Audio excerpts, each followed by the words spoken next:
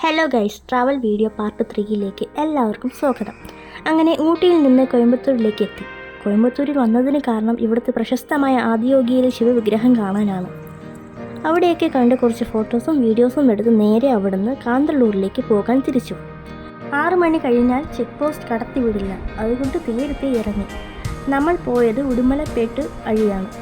ആ ഒരു റോഡ് എന്ന് പറഞ്ഞാൽ വന്യമൃഗങ്ങളുടെ സാന്നിധ്യമുള്ളതാണ്, അതിലുപരി വളരെ മനോഹരവുമാണ്. അങ്ങനെ കാന്തല്ലൂരിലെത്തിയപ്പോൾ രാത്രി 8 മണി അടുപ്പിച്ചായി. അടുത്ത ദിവസം രാവിലെ തന്നെ ജീപ്പ് സവാരി ബുക്ക് ചെയ്തിട്ടുണ്ട്. ഇവിടെ തൊട്ടുമിക്ക സ്ഥലങ്ങൾ കാണാൻ ജീപ്പ് സവാരിയാണ് നല്ലത്. ആദ്യം നമ്മൾ പോയത് കാന്തല്ലൂർ വാട്ടർഫാൾസിലാണ്. അവിടെ എല്ലാവർക്കും കുളിക്കാനുള്ള സൗകര്യവും ലേഡീസിനും ജെൻസിനും സെപ്പറേറ്റ് ഡ്രസ് മാറാനുള്ള സൗകര്യവുമുണ്ട്. പിന്നെ അവിടുന്ന് നേരെ പോയത് തേൻപാറയിലാണ്. ഇവിടുത്തെ പ്രത്യേകത എന്തെന്നാൽ 700 അടി ഉയരമുള്ള പാറയിൽ 100-ലധികം തേനീച്ച കൂടുകളുണ്ട്. എല്ലാവരും തേൻപാറയെക്കുറിച്ച് പറഞ്ഞു കേട്ട അറിവ് മാത്രമേ എനിക്കുണ്ടായിരുന്നുള്ളൂ. നേരിട്ട് കണ്ടപ്പോൾ ഇത്രയും പ്രതീക്ഷിച്ചില്ല. അവിടുന്ന് തേനും വാങ്ങി നേരെ പോയത് ആപ്പിൾ തോട്ടത്തിലേക്കാണ്. നമ്മൾ പോയപ്പോൾ ആപ്പിൾ വളരെ കുറവായിരുന്നു.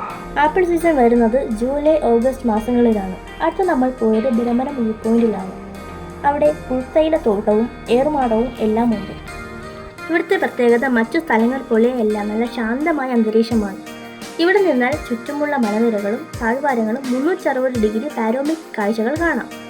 പിന്നെ ഈ സ്ഥലം കുറച്ചുകൂടി പ്രശസ്തിയാവാൻ കാരണം 2009 നമ്മുടെ സ്വന്തം ലാലേട്ടൻ്റെ ഭ്രമരം ഫിലിം ഷൂട്ട് ചെയ്ത ലൊക്കേഷൻ കൂടിയാണിത്.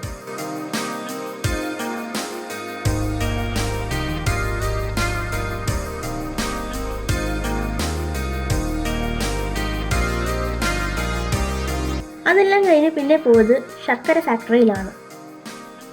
ഭാഗ്യത്തിന് ശർക്കര ഉണ്ടാക്കുന്ന ടൈമിൽ തന്നെ എത്താൻ പറ്റി. ഇനിയും കുറച്ച് സ്ഥലങ്ങൾ കൂടി ബാക്കി കാണാനുണ്ട്. അത് പാർട്ട് 4 ആയി അടുത്ത വീഡിയോയിൽ ചെയ്യുന്നതായിരിക്കും.